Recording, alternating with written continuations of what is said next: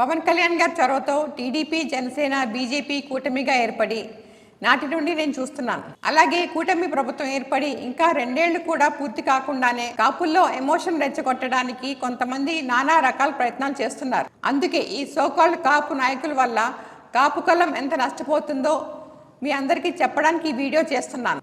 మిగతా కులాల్లో కట్టుబాటు ఉంటుంది, కానీ కాపుల్లో అది లేదు.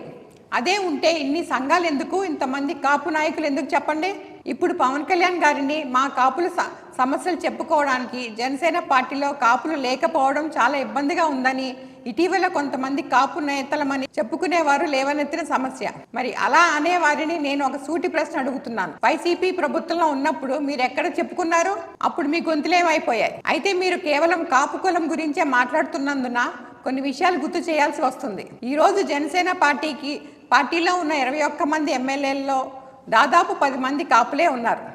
2 ఎంపీలు, 2 ఎమ్మెల్సీలు అదే వర్గానికి చెందినవారు. అంతేకాదు, పవన్ కళ్యాణ్ గారి నిర్ణయాల వల్ల ఎన్నో సాధారణ కుటుంబాల నుంచి వచ్చిన కాపు యువకులు కార్పొరేషన్ చైర్మన్లుగా, డైరెక్టర్లుగా మరియు ఇతర నామినేటెడ్ పదవులు కూడా పొందారు. వేలాది మందికి రాజకీయంగా ఎదిగే అవకాశాలు లభించాయి.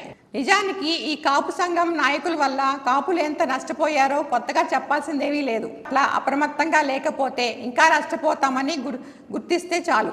పోరాటాలు చేస్తున్నట్లు కనిపిస్తారు. ఎప్పుడు ఆపేస్తారో, ఎలా ఆపుతారో కూడా తెలియదు. కాపుల్లో ఐక్యత లేదని నిరూపించేసి పక్కకు తప్పుకుంటారు. ఎవరు చూసినా ఇదే తంతు. ఇంకా ఎన్నాళ్ళీ మోసం, దగ. ఈ వాస్తవాల సగటు కాపులు గ్రహించి విషయాలను అర్థం చేసుకోవాలని బాధ్యతతో చెబుతున్నాను. దయచేసి ఎవరి మౌత్ పిన్ గా మారకండి.